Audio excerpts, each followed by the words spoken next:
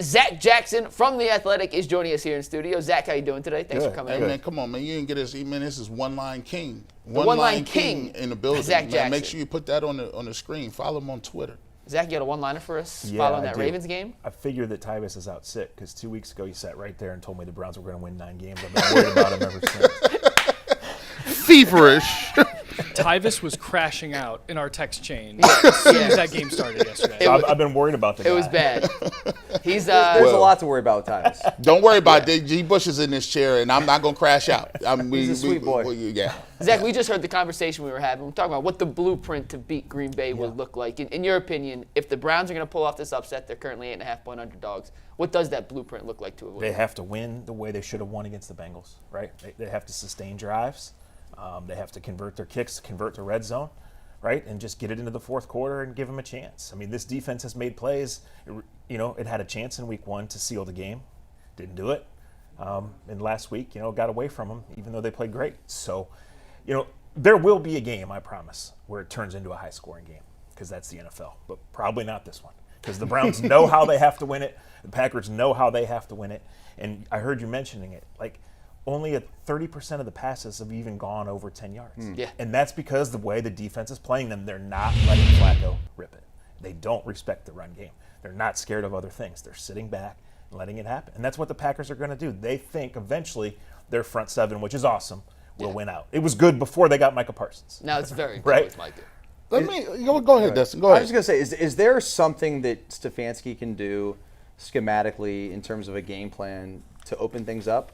Or is this just X's and O's? Or is this Jimmy's and Joe's just aren't good enough? I think yes, they can do things, Dustin, but fundamentally they have to be better, right? They are not catching passes.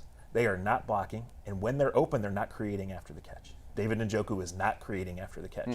If you look at the stats, the receptions, it's like, okay, he's involved. But I can tell you without being in the game plan, every week there are plays in this offense where it is one look deep or across the middle, and if it's not there, you're supposed to dump it to Njoku, and he's supposed to create, and he has not created. And Judy has not caught the ball, and that has killed them. The interception last week is egregious. It's a horrible decision. It's 3rd and a foot if Judy catches the ball before that, and you're not throwing the ball downfield. You're bringing in your goal line package, and you're getting a fresh set of downs. And how do you beat the Packers? By continuously getting a fresh set of downs, and then very consciously taking your shots. Where I was going to go to Judkins. Looked pretty good. He had 6 yards to carry. Is it a point where I got to spam him a little bit? If Judkins is because we got to find playmakers somewhere, Zach. If he's going to be that, I need to see him in a lot if they're going to get some points on this football. Okay, so he gets 31 yards on 1 carry in garbage time. There you go. We was going to get to that. But he runs through 2 tackles, Okay. and you're in no position to be turning that down. That's a boost. That's something to build on, Yeah. right? And if he can run through tackles, not even two at a time, but 1 on a play, that's something to build on. So that's their only run over 10 yards in 2 games. It's crazy. Over 10, Yeah. right? Is that the line?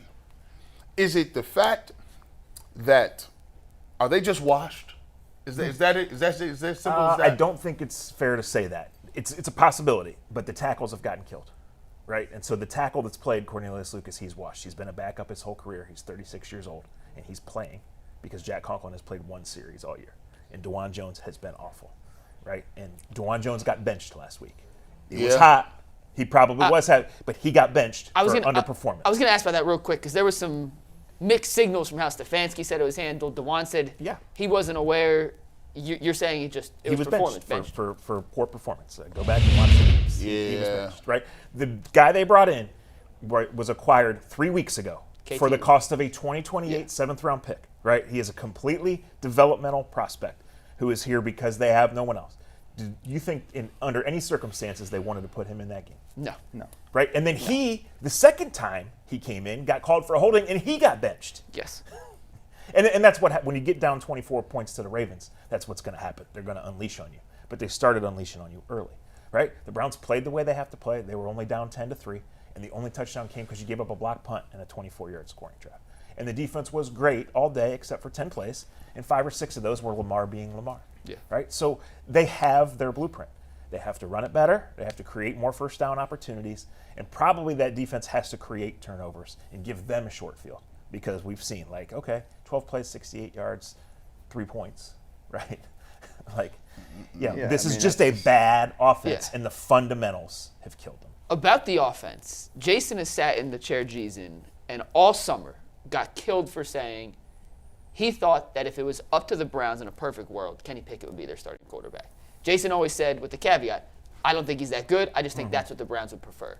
We've seen Joe Flacco for 2 games now, Zach, and he's a statue back there. He might be a statue in quicksand. It's bad. He's by far the least mobile quarterback in football right now. Behind a bad offensive line with turnstiles at tackle, it makes everything look 10 times worse. I'm just curious, in your opinion, were you aligned with Jason that had he not gotten hurt, Kenny Pickett would have been the starter this season? Maybe. I mean, now I've told Jason in a work setting, in a private conversation, at Dustin's wedding, quit saying that Kenny Pickett is the perfect world because there's nothing perfect about Kenny Pickett. Quit saying it. I tell him. I scream that. Right? I mean, do I think that, based on how they went about it, in some window was Kenny Pickett going to be the quarterback? Sure. But if that really was the plan, they would not have traded him for a 5th-round pick. They are not here to help the Raiders. Right. They are here to help the Cleveland Browns. Right? And you look at their history, maybe you can make a case that they are addicted to 5th-round picks. Right? But this is the quarterback position, and when they acquired Kenny Pickett on March 10th, they were saying, we are desperate as hell, look at us, we're going to do this. When they acquired Joe Flacco a month later, they're saying, we're desperate as hell, look at us, we're going to do this. They weren't going to bail on him in August when he cost them nothing, was under contract, and they know the rookies aren't ready. So if he was the plan, they would have stuck with him and given him at least – because look, point. we're in week 3, and there's like 4 starting quarterbacks out this week. Maybe as many as 6, right? They could have got something for Kenny Pickett now. They didn't have to do it on August 26th. They did. It's a good point. Well, since we mentioned it, Dylan Gabriel, he is the backup. He was in the game a little bit against the Ravens. Am I to read into anything of that, or is it just they were getting beat bad? They didn't want Joe to get a beating, and they just said, let's go with the young guy. Yeah, as far as reading in, I think that's a hard no. But right? Joe was benched because the day was doomed. It was over. Get him out. Mental health, physical health, right? But you get him in the game, you get that experience. Judkins busts the run. He completes 2 passes. You score. Like now, he's done it. Right now, he's been in the huddle in a game. He's faced the Ravens, even though 3 or 4 of the defensive starters were out. Like you made some progress there. So. Look, I understand the thought, and I understand the overarching thought of the guy's 40 and the team stinks. But it is only week 2, and Kevin cannot operate that way because he will lose the coaching staff, the locker room, the players, right? Who's in the bullpen? Dylan Gabriel. He might be fine. But if they were really excited about Dylan Gabriel would play. Yeah. Right? It's a gradual process, and until they get back from London and then go to Pittsburgh, where they haven't won a regular season game in 23 years, it's not even worth considering as long as. So you wouldn't do it till mid-October. Like this could go really bad, really fast if they decided to go to Gabriel now in week 3. Because you can't go back to Flacco, right? And if it's an epic failure, you're going to lose that entire locker room. Correct. And then all of a sudden, what we thought is this kind of like, not like a rebuild year, but like get through the year. Stefanski's safe, Barry's safe. All of a sudden, That's right. we're talking about like an 0-17 team. Then it's like you're cleaning house. That's right. Right? You can't lose it, and you probably can't go back. I mean, you could, right, in this league, but you get through the Pittsburgh game, and then we'll see. And if they're 0-6, anything's on the table, and they might be. Yeah. It might be 1-5. I mean, they should not have lost the first game, but they did, and now we know what's in front of them. People think Green Bay is the best team in the league, right? It looked like it. Detroit got trashed in week 1 by who? Green Bay. Yeah. They scored 53 51. points Yeah. last week. You got to go up there next week. We'll see. The Lions come out a week later and put up 50 on the Bears. Exactly. Can I ask one question on that, though? I understand the rationale in waiting. It makes perfect sense, and I'm not even arguing that I would operate in a different way, even though I think I would. By the end of this season, the Browns need to have some sort of decision on whether or not either Dylan or Shador could be their franchise quarterback, because if not, I think we're all under the assumption they're going to use one of those 2 first-round picks or package them up to get a quarterback next year. Yeah. Let's just say, for the hypothetical sake, they make the move after Pittsburgh. So 0-6, 1-5, they make the move after Pittsburgh. Is 11 games enough to get a determination in your mind if Gabriel or Sanders could be that full-time franchise quarterback moving forward? Do you know how long it is to the end of the season? Even after the Pittsburgh game, it is a long way. It's still 3 months. Trust me. I get Oh, this. no, I get it's that. epic. Right. When they get back from London, they're not even to a third of the season yet. Yeah, you technically, your math is mathing. Well, I want to add. So Dustin said something where it's evaluation. They say, is there a mandate on how many games they need to win, and from the standpoint of Stefanski and Barry? So, say for instance, hypothetically, they get 3 wins. I don't know nobody that is 6-28 that keeps a job. the numbers Hugh in 2 Jackson. years, it's just wild. Like, Right, that's It's just Hugh, the it's reality. Hugh Jackson. Yeah. Before under the Haslams, the only coach to make it to a third year was Hugh Jackson, and he won 1 game in his first 2 years. So that's not to say the logic gets thrown out, but there's not a number. But if you have blowout losses, if you have more off the field, Now, how long stuff, these weeks get, Zach? man, it get It's a lot of cold. days between that Sunday to Sunday. It get cold outside. It's dark at 5 p.m. You watching the games.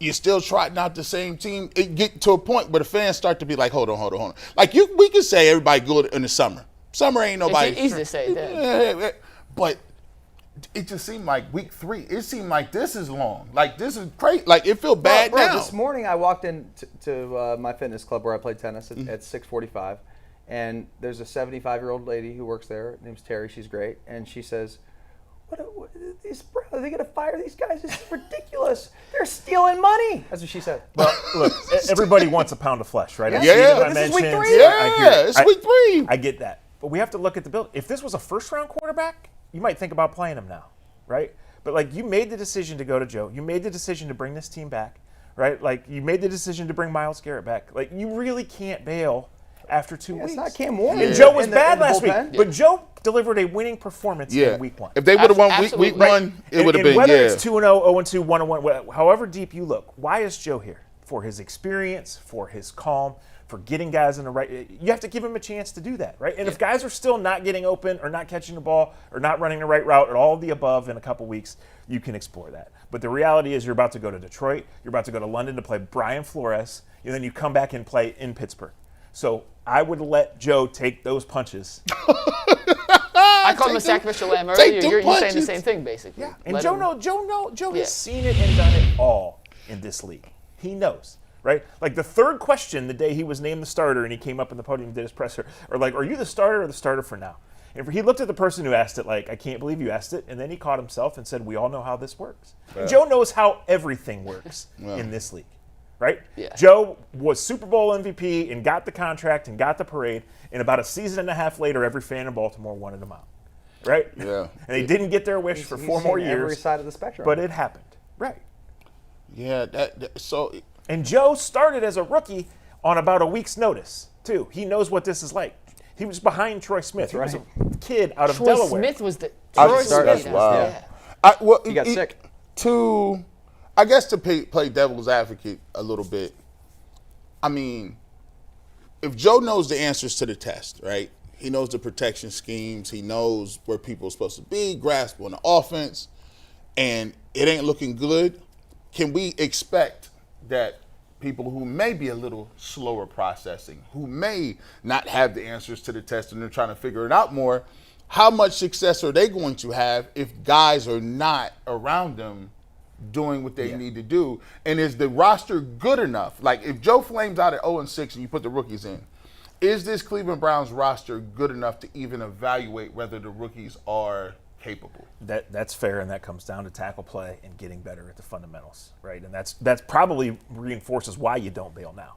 But Garrett, if anything, it's a challenge to these rookies right now. They better be on every detail and on everything to get themselves a little more ready and take in a little bit more of Joe of everything else every week because they don't know when it's coming, right? Dylan got that taste. That could end up being good for Dylan and the Browns, right? And if you're Shador, you have to be working your butt off, getting a little bit more ready because it's probably months down the road and it might not happen at all, but it's going to get closer and closer because the reality is if they don't steal more than one win in this stretch, then they're beyond doomed. And then your decision-making changes and then the temperature of the whole thing changes. And, Mike, it's a long way to the finish. It is. That is fair. How much have you dove into the Packers already? Have you gotten most of your Packers prep work out of the way on Thursday at 11:30? I mean, I know the numbers of the defense. I'm familiar with the guys that they have and things like that. I did watch most of the Thursday night game last week. So, yeah, but mostly we're in Browns prep mode. So one of the things we're going to talk about tomorrow, but I want to ask you here is Matt LaFleur uses all these weird alignments, motions in the run game. Like most of their weird formations, they bring wide receivers. It's to create running lanes and angles and extra blockers.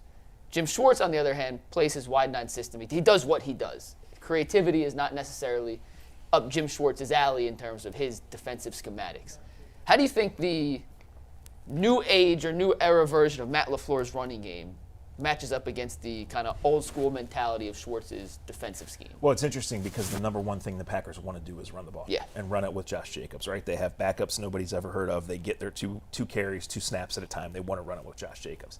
Now, they're coming off a long week here, right? Which means extra time to take what they did in the first 2 weeks and maybe add some things, maybe refine some things. And they're looking at a defense that's been awesome for 6.5 of the 8 quarters. So the counter punch is coming.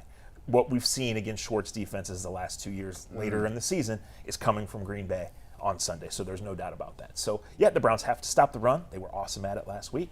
Miles has to be Miles, and somewhere along the way, they have to create at least one turnover. When this team does not win the turnover battle, they're not going to win a game. I don't care if that's against Green Bay or against Miami. They've lost the turnover battle in 9 straight games. Yeah, they haven't forced one this year. Since week 16 of last year. It's been 4 games now without a turnover. You go back 20 games. Right, they're 3-17 in the last 20 regular season games. They've been over 17 points 4 times. It's 20 absurd. games. It's pathetic. Absurd. Satisfied with we talk about Jim Schwartz and the defense. Are you satisfied with the the answer they gave you for the Denzel Ward cramps? Yeah, because listen, Denzel is perfect attendance. Year 1, year 8, April, May, June. Like when Denzel can be out there, he's out there, and it was hot. Yeah, it was. So I think, and Denzel checked himself back in. I think they said game circumstances, get him out. Like we're not doing this. Like Cam Mitchell's obviously struggling. Miles Harden needs experience. We're going to let these guys play. This game is beyond us. As soon as that interception happened and went back to the 5-yard line, that game was over, and it was time for the Browns to work on the rest of the season. And to piggyback that, I think one of the guys I've been surprised with is Greg Newsome. He's been awesome. When did he get this in his package? I mean, he's been sticky on defense. He's come up and run support. He's been solid. Dangle a carrot in front of somebody with millions of dollars. Contract year, Greg Newsome has been an awesome. It's just the reality. Playoff Brian Rocchio. This is the best version of Greg Newsome. Yeah, he's locked in. He's probably doing a lot more than he did in the past in terms of preparation. Yeah, and some of it might be he's more comfortable playing outside. They've moved him around the last couple of years, right? He's been in this defense. He didn't have any training camp last year. That makes a difference too. We're going to see more Judkins. We're still not going to see 70% Quinshon Judkins because he still has to get used to getting tackled, pass protections, all of those things. And to the opposing defense, that's still a little bit of a tell, right? But you're going to see more Quinshon Judkins because he moves the pile. And he looks like an NFL running back, and that's what they need. I saw a stat that of his 61 rushing yards, 57 came after contact. And I know a lot of that was on the 131-yard run, but still 57 of 61 yards after contact is pretty spectacular and talks about the offensive line not doing their job. We mentioned this yesterday, Zach. When you go back and watch the film, it looked like Roquan Smith was calling out the Browns plays before they snapped the ball. Yeah. And they just triggered the thought in my mind back to the Flacco playoff game against Houston, with that famous viral clip of D'Amico Ryans talking to whatever, I forget the linebacker on Houston, and saying, they're going to run this, be there, and it turned into a pick six. Is the Browns' offense too predictable because of Stefanski, or is it because of just the Jimmies and Joes they actually have? Well, I think it's a lot, right? I think it's a slow offense, and the quarterback's not just slow, but the running plays are slow developing, right? And when you're getting beat off the edge and you have to adjust to that, like that makes it slower. So I think Roquan is as good as it gets as an inside linebacker. That's why they traded for him. That's why they extended him. Got Kyle Hamilton behind him. And yes, I think a part of it is when you don't respect their receivers, guys don't have to get in certain assignments. They can kind of sit and wait. Right, Kyle Hamilton, if you watch the All-22 view, there's many times where Kyle Hamilton just kind of drifts in the middle. He's not worried about one side. He's not worried about one guy. He's going to let the play develop, and then he's going to get there in a hurry. That's what makes him so great. He thought he had the pick on the touchdown. Yes. Yeah. He had that in his arms, and it's funny because he dropped a pick last year that led to the Cedric Tillman game-winning touchdown. That cost the Browns Cam Ward. It cost the Browns, he should have caught that. And next time it would have been a very different conversation. But he had that lined up, and then Marlon Humphrey hopped in front of him, missed the pick, and Cedric Tillman ends up with a touchdown. So where that pass is intended for Fannin turns into a Cedric Tillman touchdown. Man. Yeah, exactly. Even when they draw it up and it works, it's not how they intended. Right. We've been talking about these receivers for 10 years, 12 years, man. Yeah, we have. So let me ask you this. If we ain't got no tackles and we don't got no receivers and we use next year's first-round picks on a quarterback, and you probably going to have to use enough if it's above your pay grade, which means you have to trade up to get it if you don't lose enough games, you probably have to give somebody else another number one next year. So that's 3. So we back to the 3 number ones. where are we? What are we? How are we getting tackles and receivers? Then, I mean, we don't have any money. we don't have any money free agent. Like, where are we getting these people? You hope Arch changes his name to Peyton? It's a firepower league, no doubt, right? Why is Tampa with Mike Evans and Godwin and Joe McMillan, why are they taking Emeka Egbuka? Because it's a firepower league. Now, to answer your question, I wanted to make sure I said that. It is a great question. It's why DeJuan Jones being something is important, because he's under contract for next year. You know? He's the only starter, right? And it's why it's head scratching that they didn't draft one, right? Now maybe Schlesinger and maybe Judkins are the answers, but if they didn't, then you always should be taking tackles. And now when you don't have firepower, right? The last couple of years we've finally seen Patrick Mahomes look a little less than superhuman. He's still got to the big game, right? But he's not the same high flying guy without Tyreek Hill and without his guys. But yeah, for a decade they've failed here in receivers. I mean, it was 13 years ago that they were so desperate they said, let's go get Josh Gordon. And they lived through one Josh Gordon game at a time or 6 Josh Gordon games at a time. And they wouldn't cut him for 6 years. He continued to embarrass the team. Yeah. Over and over and over again. They wouldn't cut him for 6 years because they didn't have a dude like him. Right? But now we're on 7 years since he's been cut. And Jerry Jeudy is the number 1 receiver on this team. And throughout Jerry Jeudy's career, you've seen a game or 3 games of him being a number 1. And it goes back to me, this is a big question. They keep taking on these assets that are at a discount price for some reason. And Denver was not going to extend Jerry Jeudy. They were willing to give him for nothing. We don't have many sure They things. took Isaiah Bond because they had failed so many places. They have Isaiah Bond playing. Isaiah Bond has no business being on an NFL field right now. Right? So they continue to do this, and it's not working out. And part of that goes to giving up 3 first-round picks for a guy who sunk your franchise. He's not playing this year, is he? I don't know. I would say not. I think firmly no. But, I mean, as long as we're in this situation where he is eligible to be activated and we don't have a clear answer, the door remains at least cracked. That is crazy. People That's a great way to say it. Yeah. They be wanting to close the door, but they won't close it for them. They would you'd be like, hey, listen, you got 2 of them. You figure one of them out, but then it would be so Browns. Right. So we get into early 26. They can close the door on Watson. They can do a post-June 1 cut, push all the money forward, and take on all the dead money. And then that would require taking on – that could be much worse product next year than it is right now. Hold on. To move forward. What you mean? Like, do we mean the product on the field? Yeah, because they could – like right now, like the dead – Watson could be like almost $100 million in dead money next year. And then you take that into like 40 to 60 that you're already – so half your roster next year, half your cap could be in dead money, which you would do to accelerate the future. So like then you're playing up to 30 guys who are first or second year players just to get forward. So it could be worse.